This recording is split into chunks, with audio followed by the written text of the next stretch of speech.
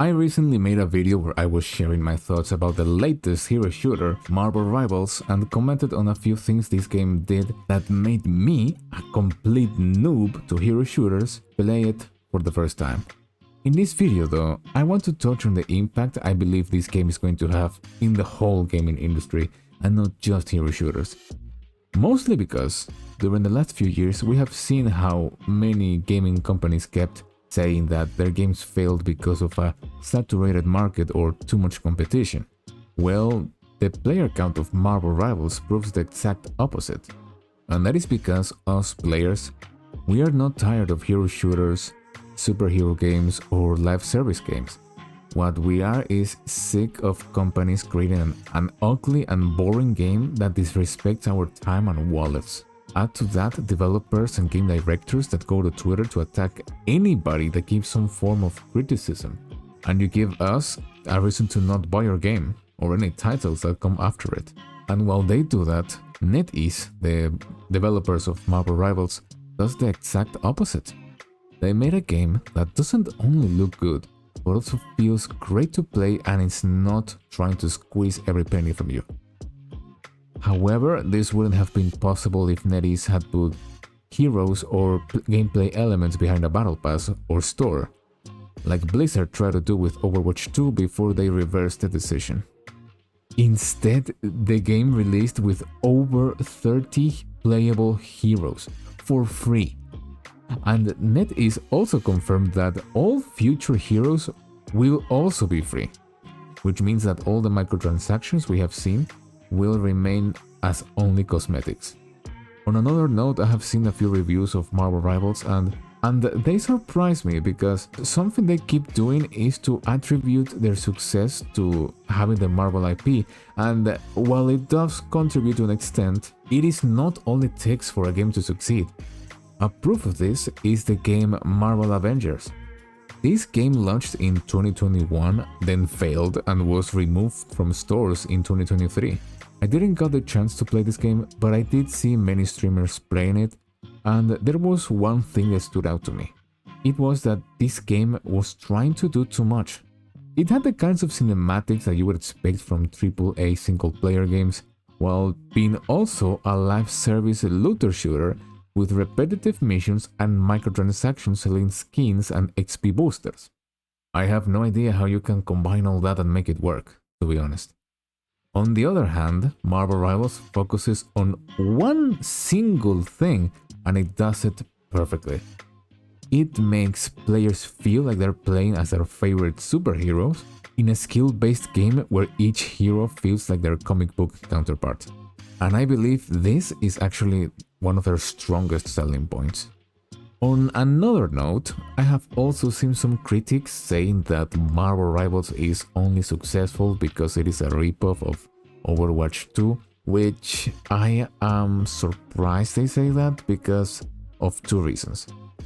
One, if Marvel Rivals is a ripoff of Overwatch 2, then Overwatch 2 is a ripoff of Team Fortress 2, which is a hero shooter made by Valve that existed for way longer. And second, the reason why I believe Marvel Rivals is so successful is because it does the same as Overwatch 2 while doing all the important things better, including the things Overwatch 2 does wrong.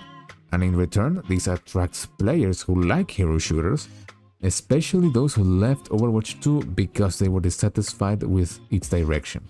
And it is not the first time that we see something like this actually. There is this other title called Palworld, a game created by Pocket Pair, and it was successful for very similar reasons. When people first saw this game, they related it to another popular title called Pokemon. That is why when the release trailer came out, people immediately started calling it Pokemon with guns.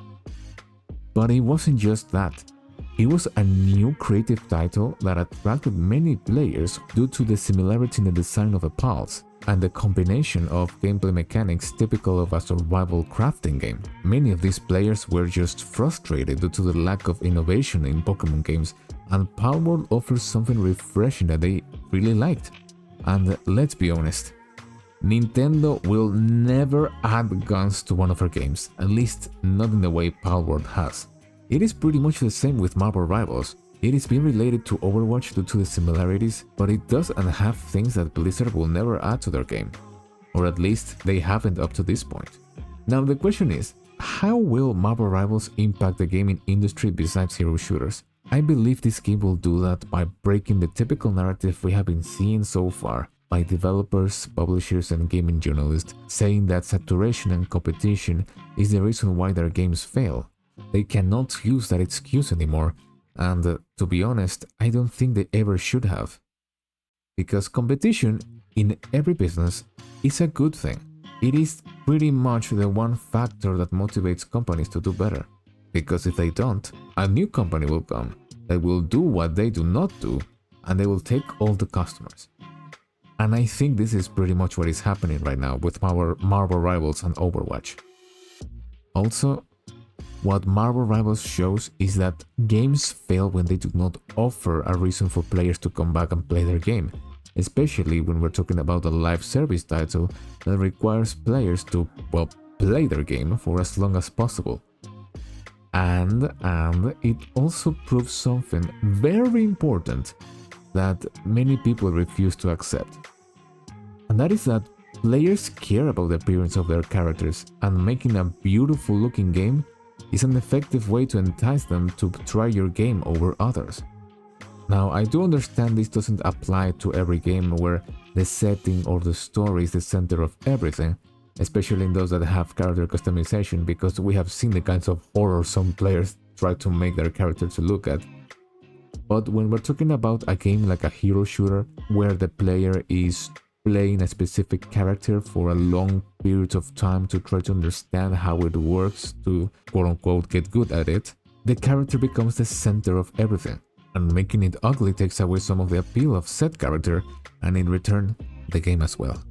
Now, this doesn't mean that the game only needs to look good to succeed. It will help it garner some attention, but then it will be gameplay, content, and how you treat your players that will keep them coming back. Which also brings up another factor that contributes to why many recent games have failed, and that is the lack of goodwill. And I don't know about you guys, but when it is clear to us players that developers don't care about us, it is hard to win us over again, unless we see some real change happening. And I don't know about you, but as far as I understand, ignoring us, arguing with us, and openly mocking us on social media is an effective way to ruin any goodwill and damage your own reputation. The only thing that this does to game devs is to put them in a position where players will leave the moment a competitor arrives with a generous or interesting enough offer. I think this describes the situation between Marvel Rivals and Overwatch perfectly. And if the gaming industry keeps going the way it is, I think we will start seeing more examples like this. It's only a matter of time. Now, Marvel Rivals sets a strong example to other gaming companies, showing that you can create a successful game even in a quote-unquote saturated market if you prioritize giving players a good experience.